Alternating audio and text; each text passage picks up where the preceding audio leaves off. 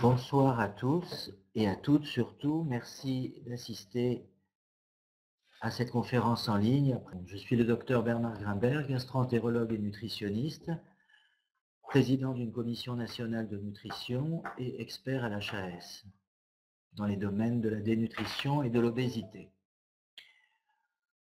Donc, on va survoler la chirurgie bariatrique et surtout le retour à la maison, qui est l'étape fondamentale pour que cette chirurgie soit un succès. 17% de la population française actuellement, selon nos études, est concernée par cette chirurgie. Elle concerne bien sûr, pour la prise en charge de la sécurité sociale, un IMC supérieur à 40, que vous savez toutes et tous calculer, ou 35 s'il y a une comorbidité, c'est-à-dire une maladie associée. Ce sont les diabètes, l'hypertension artérielle, les maladies cardiovasculaires, les syndromes d'apnée du sommeil, les troubles respiratoires sévères, les maladies du foie et les dyslipidémies.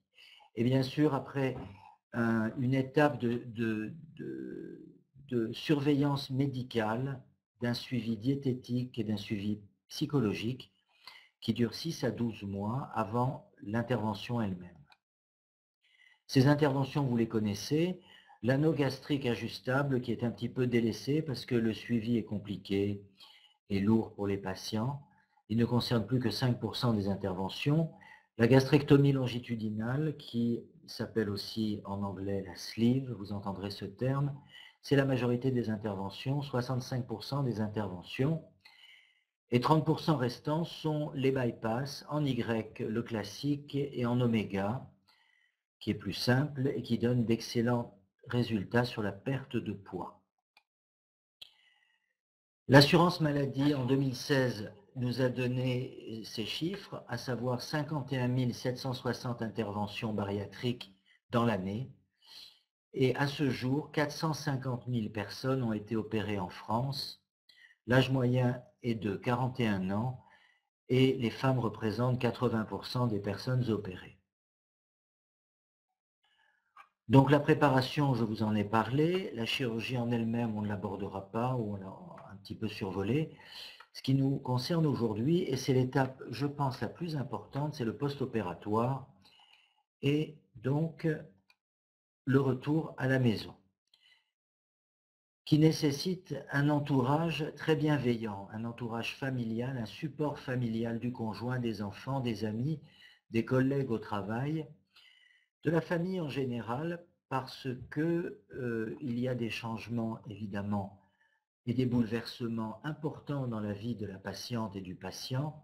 Il faut les accompagner, les aider et les soutenir lors des repas, les soutenir lors de la reprise de l'activité physique qui est fondamentale, et être conscient et accepter les changements physiques et psychologiques à venir, en l'occurrence souvent, et je les avertis dans ce sens, une certaine irritabilité du patient qui est aisée à comprendre et qui doit être surtout acceptée par la famille et l'entourage.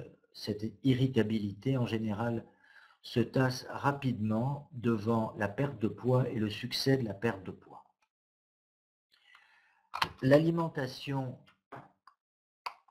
au retour à domicile est très cadrée selon un protocole de réalimentation établi pour 3 semaines concernant l'anneau gastrique et 5 semaines concernant la sleeve et le bypass, avec une évolution progressive des textures, un fractionnement des repas au cours de ces semaines, fractionnement qui peut durer d'ailleurs par la suite, et très important, un enrichissement en protéines.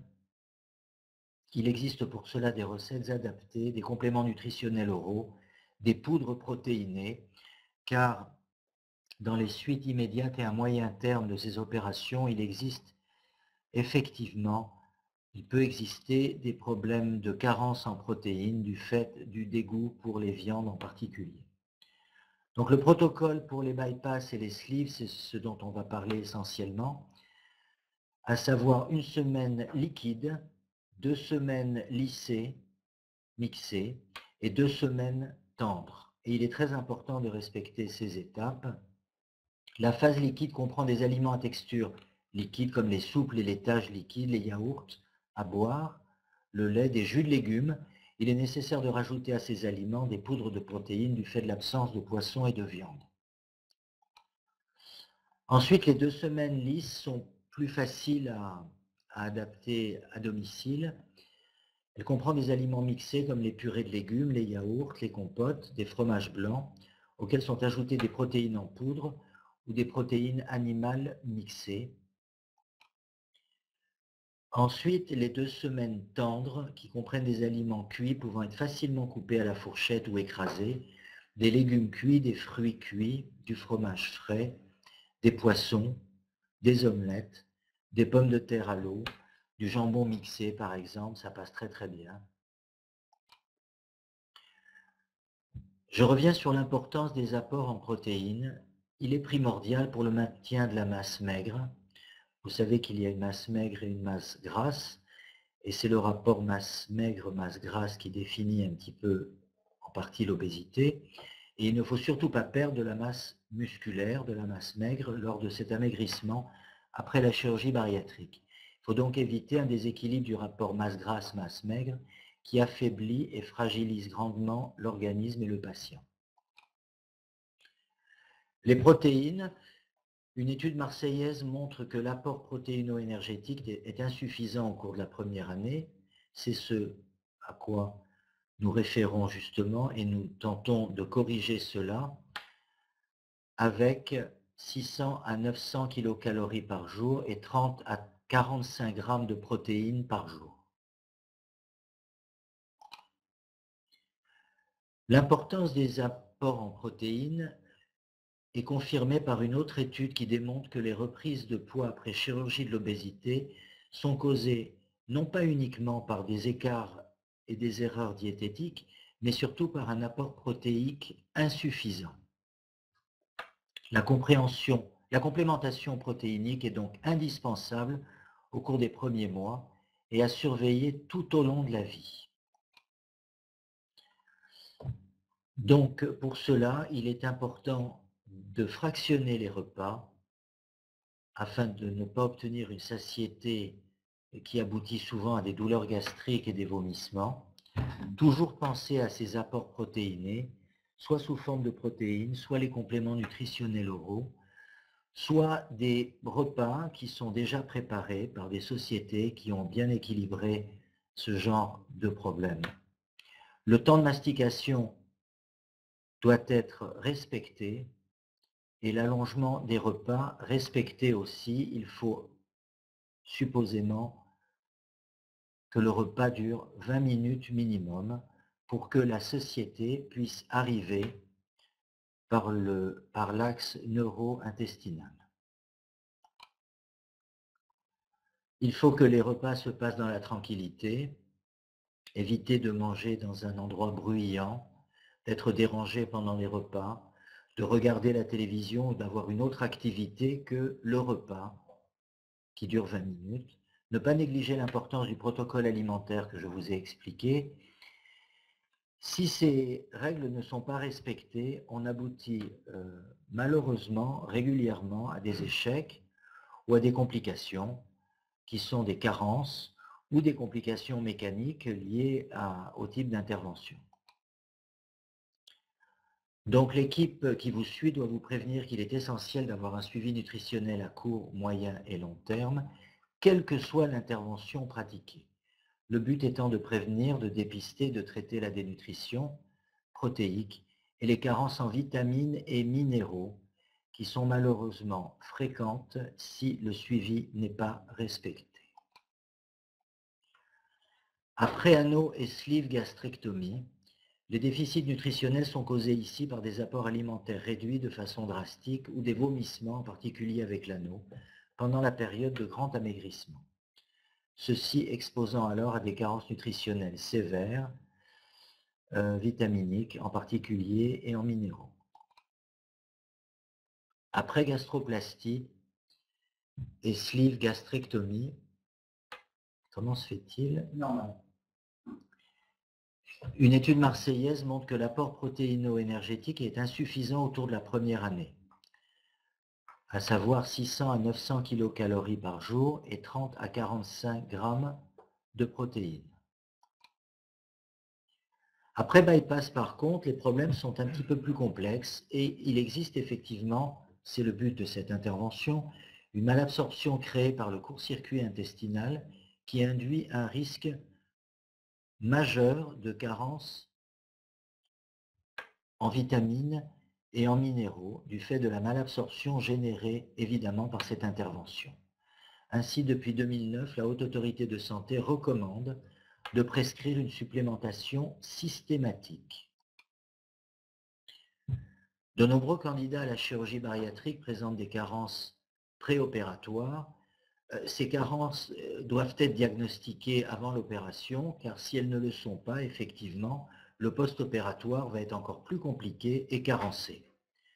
La cause étant des alimentations de faible densité nutritionnelle et malheureusement souvent des régimes restrictifs antérieurs à l'opération qui déjà mettent le patient en situation de fragilité lors de l'opération et en post-opératoire. Après l'opération, les carences post-opératoires sont corrélées à l'importance et la rapidité de la perte de poids et à l'existence de carences préopératoires, comme je viens de vous le dire, et au type de chirurgie, en particulier le bypass. Ces carences peuvent se manifester sous plusieurs formes, de la plus anodine à la plus grave. La conséquence la plus grave étant le risque neurologique majeur, avec des troubles neuromoteurs qui, s'ils ne sont pas corrigés très rapidement, deviennent définitifs et peuvent représenter 1 à 16% des patients. Comment y remédier? Étant bien sûr conscient de l'importance de la complémentation pour votre organisme et pour limiter les risques de complications en respectant les recommandations de votre équipe médicale qui doit vous suivre et que vous devez revoir régulièrement. Privilégiez une complémentation spécifique post-bariatrique adaptée à vos besoins très spécifiques et très supérieurs à ceux d'une personne non opérée et des besoins qui sont bien supérieurs aux offres de vitamines qui vous sont habituellement proposées. En préférant une complémentation disponible en pharmacie, gage de respect des normes de sécurité alimentaire françaises, car malheureusement, de nombreuses entreprises et sociétés étrangères se sont mis sur ce créneau en ne respectant absolument pas notre réglementation. Leurs produits sont en vente en général par Internet et non en pharmacie, et je vous mets en garde contre ces produits. En cas d'interruption de la complémentation, en n'hésitant pas à refaire une cure de quelques mois au premier coup de fatigue, si pour des raisons X de voyage vous avez interrompu la complémentation, il est important de la reprendre rapidement, en sachant que chaque personne est différente et que des ajustements à votre complémentation peuvent être effectués par votre équipe médicale. En n'oubliant pas de faire et de continuer à faire des bilans biologiques réguliers, même à distance de l'opération. Au début, tous les mois, puis tous les 3 mois, puis tous les 6 mois, et essayez de respecter, même à grande distance, une visite avec l'équipe et un bilan tous les ans. En n'écoutant pas tout ce qui se dit sur les forums et autres, effectivement, en général sur les forums, c'est comme pour les restaurants ou les hôtels, il n'y a que les gens mécontents et qui racontent souvent beaucoup de bêtises. Les gens satisfaits, en général, ne prennent pas la peine d'aller sur les forums. Et en plus, ce qui est vrai pour une personne ne le sera certainement pas pour tout le monde. Donc l'entourage doit être un soutien indispensable, familial, professionnel, ainsi que des associations de patients opérés. Elles peuvent vous conseiller, vous apporter l'expérience des autres, bien mieux que les forums sur Internet, et bien plus sûrs et pertinents que les réseaux sociaux. Elles sont aujourd'hui près d'une centaine en France, il en existe bien évidemment dans vos régions. Vous pouvez les contacter et surtout les rencontrer. Il existe des applications de suivi sur smartphone aussi. Vous en trouverez dorénavant certaines spécialisées en suivi de la chirurgie de l'obésité. Elles sont en général gratuites. Certaines sont payantes car il existe un suivi diététique. Quoi qu'il en soit, votre équipe médicale avec laquelle, nous le répétons aussi, vous devez garder un contact à vie pour éviter ce que l'on appelons, nous, le corps médical, les perdus de vue qui peuvent aboutir à des échecs et à des complications. Donc le retour à la maison, c'est effectivement les clés de la réussite et je reste à votre disposition à présent pour répondre aux nombreuses questions, je l'espère, que que vous nous poserez. N'hésitez pas à poser des questions, elles sont rapidement mises en ligne et je tâcherai d'y répondre à la mesure de mes compétences. Je vois une question apparaître, enfin quelqu'un qui se lance. La courageuse, c'est toujours la première qui lance le débat. Donc bonjour, vous avez été opéré d'un bypass en septembre 2015. Et là, j'ai une protéine de 33,5, on va dire, grammes par litre, qui est donc un peu basse, effectivement. Donc vous devez complémenter cette carence. Alors, il existe évidemment, comme cette intervention remonte à 2015, vous pouvez choisir d'abord des protéines en poudre que vous rajoutez à vos repas. Ensuite, je vous invite à enrichir vos repas avec des aliments protéiques, de la viande, du poisson, du fromage, des œufs, excusez-moi. Et éventuellement, compléter vos repas par des repas préparés, équilibrés, hyperprotéiques qui existent. J'espère avoir répondu à cette première question. Là, j'ai une deuxième patiente ou patient, je ne sais pas, qui a été opérée d'un bypass récemment. Donc, vous avez évoqué des applications de suivi spécialisées dans la chirurgie bariatrique. Effectivement, l'une des applications que je connais et dont j'ai entendu du bien par les patients s'appelle Follow Surge. Follow Surge, follow en anglais le suivi de la chirurgie. Je vous invite à les contacter, effectivement. Vous aurez, je pense, des réponses à vos questions.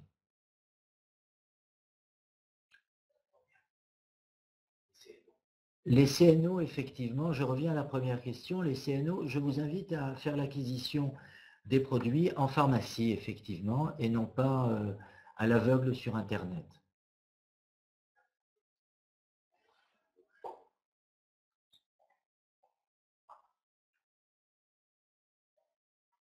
Ben non, je n'ai pas...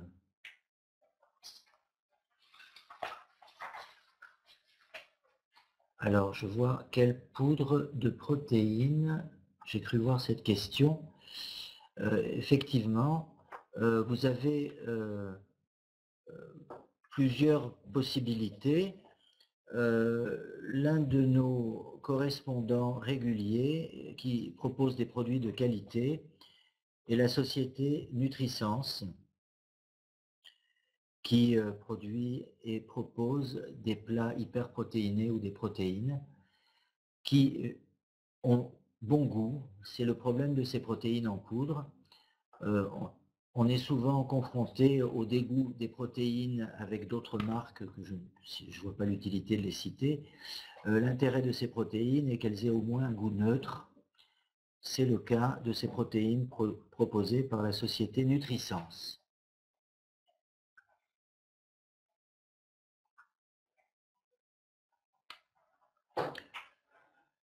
Donc j'ai une question de quelqu'un qui a été opéré d'un bypass en septembre 2016, qui a perdu 70% de son surpoids. Elle se sent fatiguée. La prise de surgiline est-elle suffisante ou faut-il prendre des protéines en poudre dont l'équipe médicale ne m'a jamais parlé? Je pense que le produit surgiline peut être augmenté déjà et pris régulièrement, et vous pouvez effectivement l'associer à des protéines en poudre dont on vient de parler. Je pense que un apport protéique supplémentaire, plus les vitamines, les minéraux et les oligo-éléments proposés par surgiline sont parfaitement en synergie et corrigeront ces carences responsables de votre fatigue.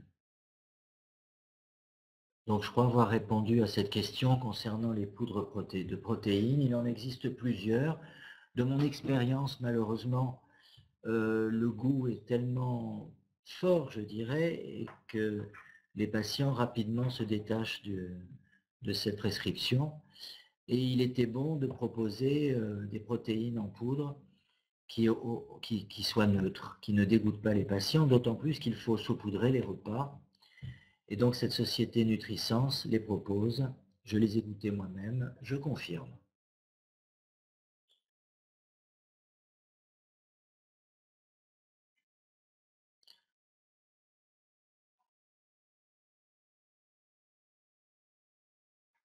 Michel T me dit que j'ai sauté la réponse à sa question.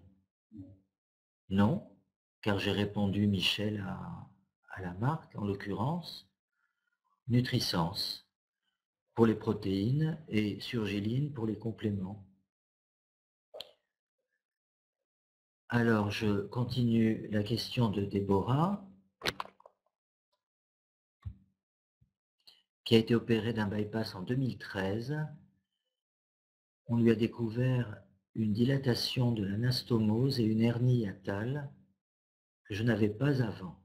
Comment cela est-il possible et est-ce grave et lié à un souci de respiration?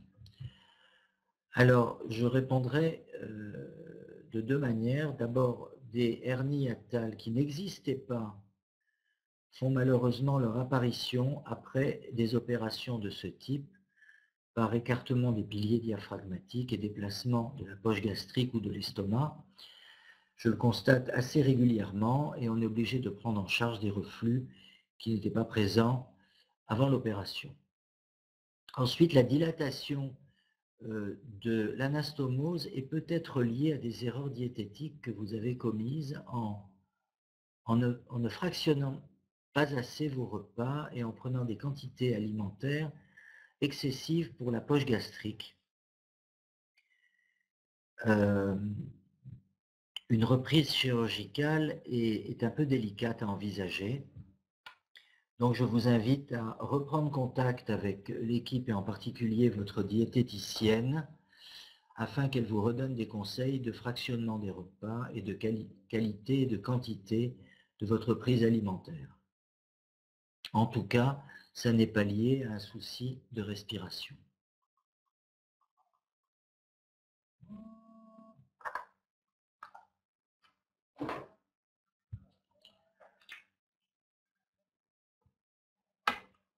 Avez-vous une idée de poids de protéines à prendre par jour? La qualité est en général, la quantité est en général de 1 gramme par kilo et par jour. Ce qui, pour quelqu'un qui a perdu donc un certain pourcentage de son surpoids et se retrouve, on va dire, aux environs de 70 kg, 80 kg, ça sera 70 à 80 grammes à fractionner évidemment lors des repas.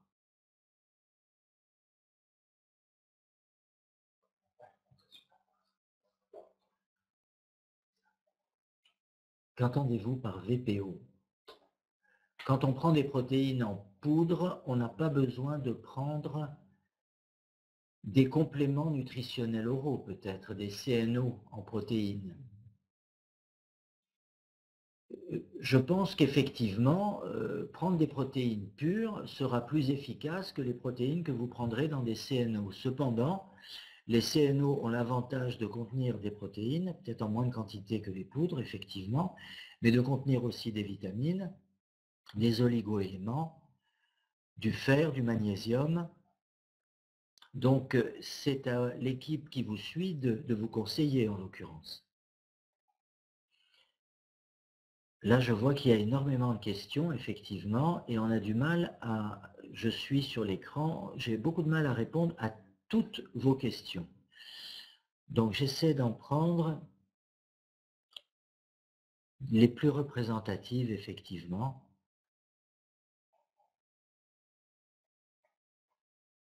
Pendant les premiers rendez-vous, on m'a répété qu'il faudra des vitamines, mais on ne m'a pas dit quoi encore, que faut-il que je prenne? Écoutez, comme je l'ai précisé tout à l'heure, vos besoins sont spécifiques et il est préférable de prendre des produits véritablement indiqués et spécifiques pour le post-opératoire bariatrique. Il existe des produits, je les ai cités tout à l'heure, qui sont proposés par la société Sentinov. Les produits s'appellent Surgiline. Ils existent en comprimé, en sachet, et ils ont l'avantage d'être parfaitement équilibrés et adaptés à la chirurgie bariatrique, en contenant les vitamines et les minéraux, notamment les vitamines B12, B1, B9, la vitamine D, nous sommes souvent carencés en vitamine D, le fer qui est très important, et l'avantage de ce produit que je conseille est lié au fait qu'il contient beaucoup de magnésium, qui est indispensable à l'assimilation du calcium, qui aide par ailleurs à gérer le stress, qui équilibre le sommeil. Ces produits existent en sachet et en comprimé, et je les recommande en post-opératoire à mes patients en l'occurrence.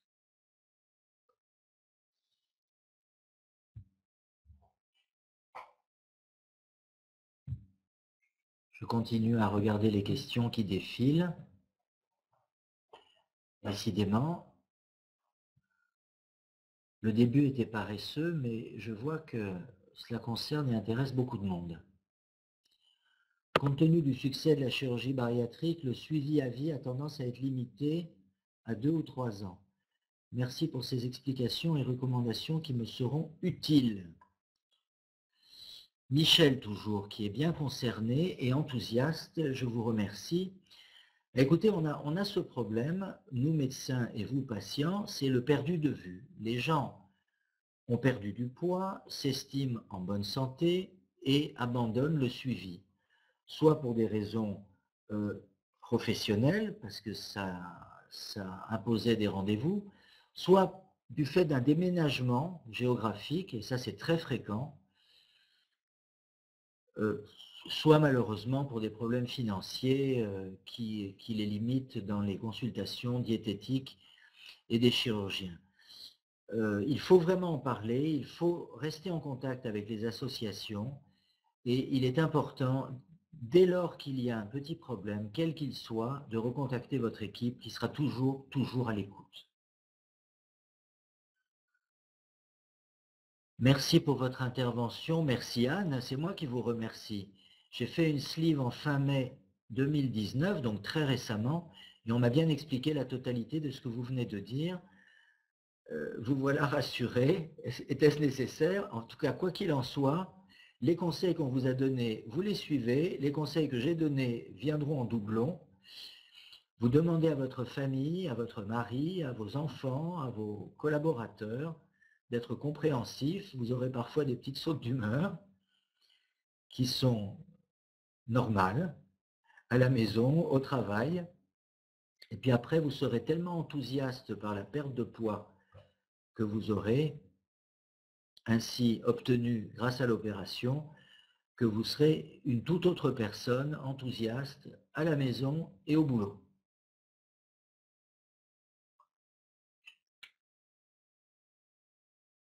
Je me fais opérer dans 3 semaines et avec mes enfants et mon mari, je ne veux pas imposer mes assiettes et je ne veux pas passer ma journée à faire la cuisine. Existe-t-il des solutions toutes faites?